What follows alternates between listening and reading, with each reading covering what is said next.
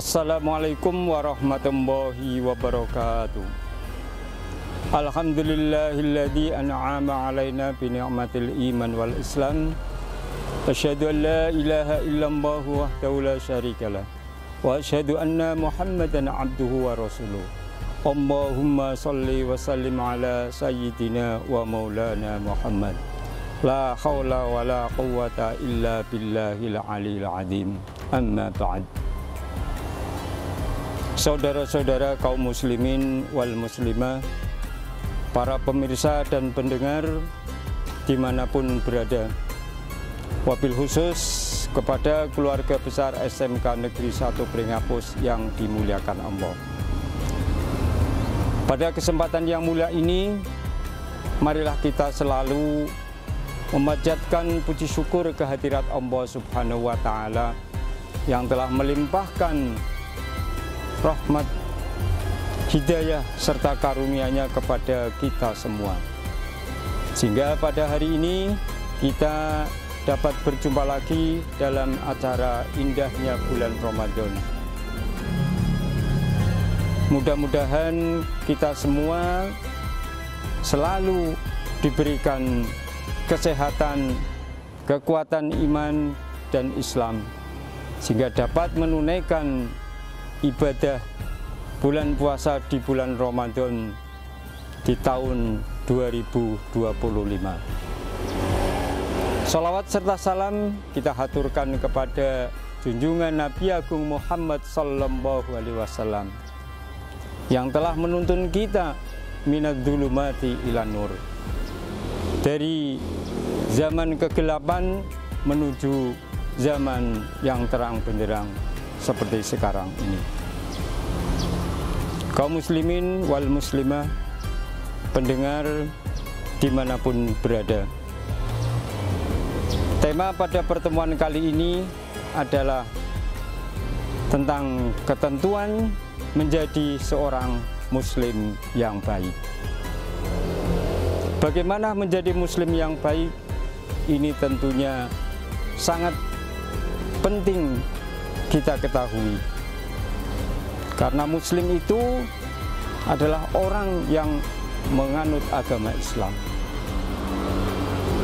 Orang Islam itu ada yang baik dan ada yang tidak baik. Kemudian bagaimana untuk menjadi muslim yang baik?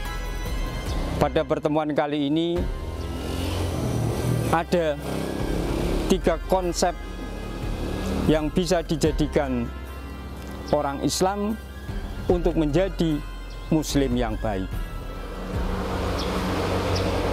Apa 3 konsep itu? 3 konsep itu yang saya namai dengan TB2. Apa TB2? T,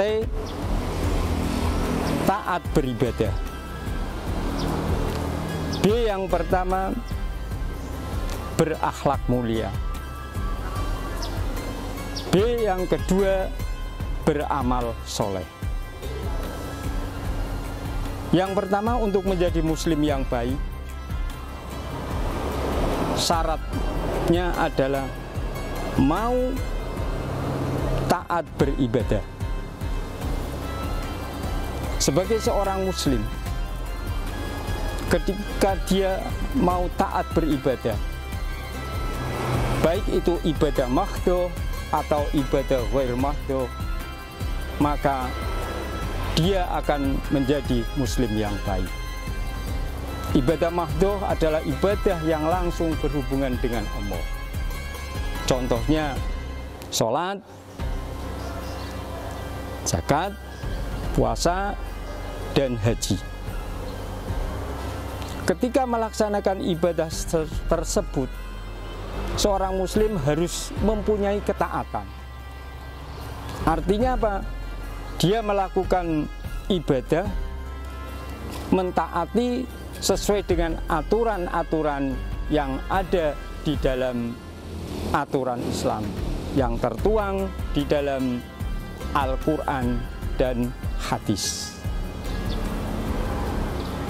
Sehingga ketika melakukan suatu ibadah, menggunakan aturan yang telah ditetapkan, maka dia akan menjadi orang Islam yang baik. Kemudian juga ketika dia beribadah yang berhubungan dengan sesama manusia, itu juga diperlukan adanya ketaatan. Ketaatan untuk melaksanakan aturan-aturan yang telah ditetapkan dalam Al-Quran. Sehingga penting sekali sebagai orang Islam untuk mempelajari, untuk memahami dan menerapkan isi Al-Quran dan hadis, kemudian itu dijadikan sebagai pedoman dalam melaksanakan ibadah. Jika nanti dengan demikian, dengan adanya ketaatan dalam beribadah, maka dia akan menjadi muslim yang baik. Kemudian yang kedua, agar bisa menjadi muslim yang baik, syarat mutlak dia harus beramal soleh. Artinya apa? Dalam kehidupan sehari-hari, sebagai seorang Islam harus berusaha bagaimana dia bisa meningkatkan amal soleh, baik itu terhadap dirinya, terhadap orang lain. Sehingga dengan perilaku amal soleh ini akan menjadikan orang Islam itu selalu menjadi orang Islam yang baik. Allah sudah menganjurkan kepada manusia sebagaimana dalam firman-Nya, wa ahsin kama ahsanallahu ilaika, dan berbuat baiklah kamu kepada orang lain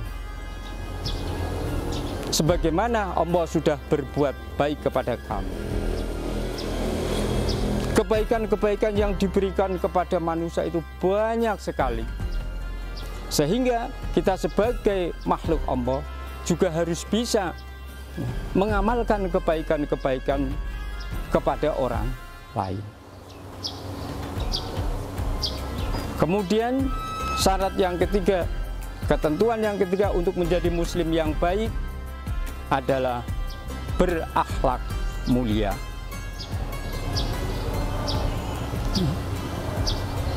Akhlak penting sekali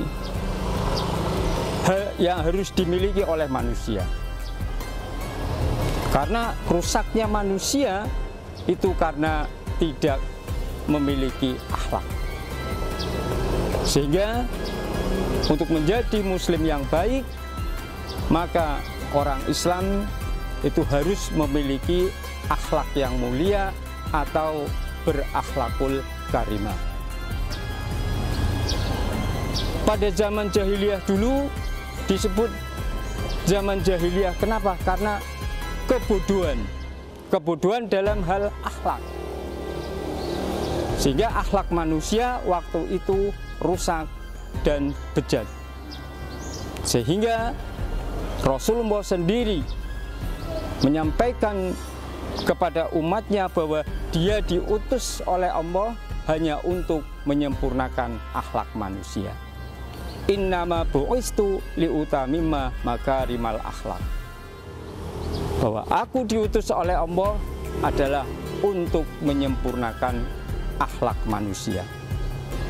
Itulah pentingnya akhlak. Hubungan sesama manusia tanpa didasari dengan akhlak, maka akan menjadi rusak. Apabila dia seorang pejabat tanpa memiliki akhlak yang mulia, maka dia akan menjabat bisa merugikan rakyat. Sebagai pedagang, dia tidak memiliki akhlak, maka dia akan curang. Sebagai pelajar, sebagai siswa tidak memiliki akhlak, maka dia akan menjadi siswa yang tidak patuh kepada guru, tidak patuh kepada orang tua, bahkan tidak patuh terhadap aturan-aturan di sekolah. Karena itu penting sekali manusia untuk memiliki akhlak yang mulia. Saudara-saudara kaum muslimin wal muslimah, pendengar dimanapun berada, apalagi di bulan Ramadan ini adalah bulan yang sangat mulia, bulan yang diberikan Allah kepada seluruh makhluk Allah, kepada orang-orang yang beriman, sebagai kesempatan untuk meningkatkan kualitas iman, meningkatkan kuantitas amal, untuk menjadi manusia yang baik. Sehingga marilah kita manfaatkan bulan Ramadan ini untuk meningkatkan keimanan kepada Allah, untuk meningkatkan kualitas amal kita, sehingga kita bisa menjadi orang Islam yang baik, sehingga akhirnya kita bisa menjadi orang Islam yang mendapatkan hadiah dan hidayah dari Allah Subhanahu wa Ta'ala. Kita akan diberikan pangkat menjadi orang-orang yang muttaqin, yaitu orang yang paling mulia di sisi Allah. Nah, mudah-mudahan kita semua di bulan Ramadan ini bisa melaksanakan ibadah, bisa beramal soleh, dan bisa menerapkan akhlak yang mulia, sehingga kita akhirnya bisa menyelesaikan puasa di bulan Ramadan penuh dengan makna, dan kita bisa menjadi orang-orang yang muttaqin. Demikian yang dapat saya sampaikan pada pertemuan indahnya di bulan Ramadan. Mudah-mudahan apa yang saya sampaikan bisa bermanfaat bagi kita semua. Akhirul kalam, billahi taufiq wal hidayah. Wassalamualaikum warahmatullahi wabarakatuh.